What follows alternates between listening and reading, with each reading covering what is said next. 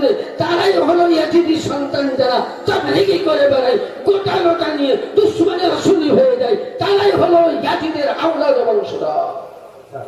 কারণ জান্নাত মুমিনকে নিয়ে মুনাফিককে জন্য নয়। আমার পূর্ববর্তায় কাজ দিয়েছে যে मोमिन और मुनाफिक की पहचान करानी है तो नारे हैदरी का गूंज करो। जिसके दिल में आली की मोहब्बत हो वो हैदरी का जवाब देगा, जिसके दिल में आली की मोहब्बत नहीं वो हैदरी से दूर रहेगा। ये हलो मोहब्बत।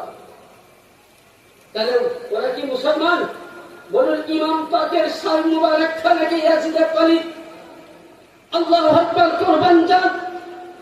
যে ইমামে হুসেন কি দরকার ছিল? ইমামে হুসেন কেন উনি মাথা দিয়েছিলেন? আজকে বলুন আপনাকে আমাকে যখন আল্লাহ তৈরি করেছিলেন তখন আমরা কি বলেছিলাম? আল্লাহ বলছেন কল, আল্লাহ বলছেন আলাস্তু রব্বি, যখন আমাদের আত্মা জগতের আলামে আরো হাতে বলেছিলেন। সে হিন্দু বলেন, খ্রিস্টান বলেন, জৈন বলেন, নাসারি বলেন, ইহুদি বলেন, যত পৃথিবীর মানুষ সকলকে বলেছিলেন আলাস্তু রব্বি, আমি কি তোমাদের প্রভু নয়? তোমরা প্রত্যেকে কি বলেছিলেন? কলু বালা রব্বি। আচ্ছা বলুন তাহলে আমরা কলু বালা রব্বি, হে নিশ্চয় তুমি আমাদের প্রভু। তাহলে আল্লাহর কথা যারা মান্য করে তারা মুসলমান? উত্তর দেন মুসলমান। আমরা প্রত্যেকেই বলেছিলাম কলু বালা রব্বি, হ্যাঁ তুমি আমাদের রব, সৃষ্টিকর্তা। কিন্তু আমরা আল্লাহর সঙ্গে ওয়াদাও করে আমরা ওয়াদা নিভাতে পারিনি।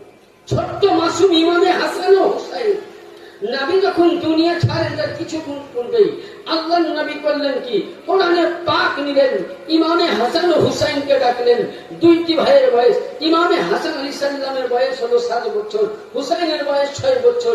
দুই ভাইকে ডেকে বলছেন, ভাই তোমার হাতে আমি কোরআন তুলে দিলাম, বলো ভাই এই কোরআনের জন্য তুমি কি করতে পারবে? বলে নানা জান কি করতে হবে বলুন। বলে এই কোরআনকে পাথরের মধ্যে অবতীর্ণ করতে গিয়েছিল, পাথর চূর্ণ চিহ্ন হয়েছিল, এই কোরআনকে কেউ ভার নিতে পারেনি, তোমার হাতে আমি দায়িত্ব দিচ্ছি।